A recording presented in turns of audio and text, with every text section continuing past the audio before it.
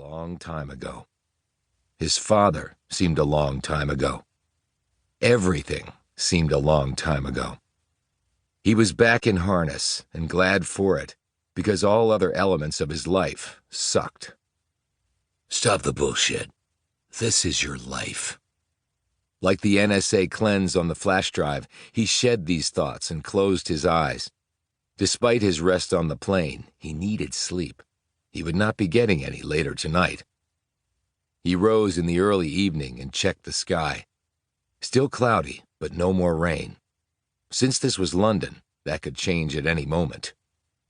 He ate at a nearby pub and walked the pavements.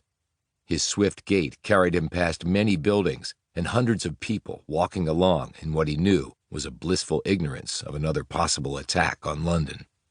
Then again, full knowledge might have started a panic, and they couldn't have that, could they?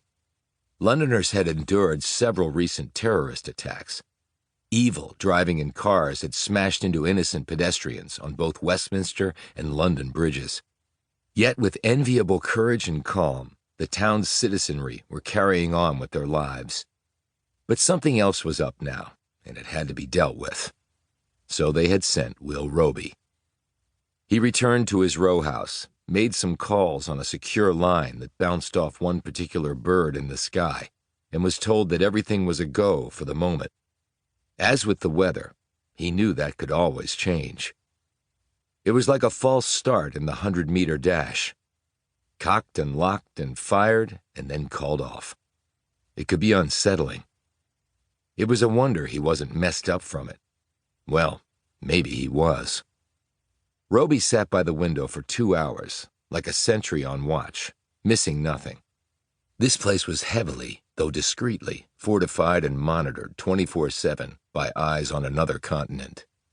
Still, his stone-cold rule was to rely on himself and no one else. He was the one who would die if everything went to shit. The eyes on the other continent might simply get a memo on how to fix the mess in the future.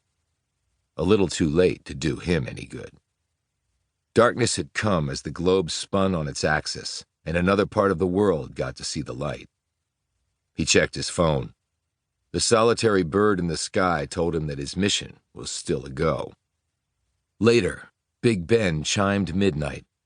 It was a soothing, familiar melody to most Brits.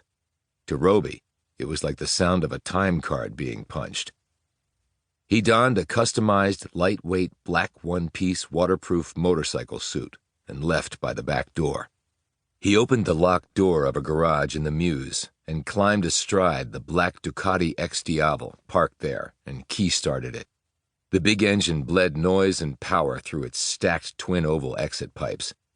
He slipped on his helmet, popped the kickstand, gunned the throttle, and blew out of the garage, riding a power plant that displaced more than 1,200 cc's, cranking at a max RPM of 9,500. Its Bosch fuel injection system was a full ride-by-wire package. For most, this was an expensive toy that, fully racked out, would set you back about 20 grand. Tonight, it was simply Robie's ride to work. He headed northwest. The bike's tires gripped the asphalt firmly and threw up rainwater as he flashed through nearly empty streets. A bit later, his destination was up ahead. Well, it was the first of his destinations tonight. He thundered into an alley and quickly slowed. He cut the power to the bike, hopped off, and used a tool hidden behind a dustbin to lift the manhole cover located there. This was destination number 1. He used the metal rungs to clamber down about 100 feet. He kept his helmet on for one reason only. He hit a switch at the back of the headpiece, and his helmet became the latest generation panoramic night vision optics, the same platform used by American combat pilots. It enhanced the visuals in the darkened utility tunnel to such a degree that it was almost like he was on the surface of the sun, minus the heat.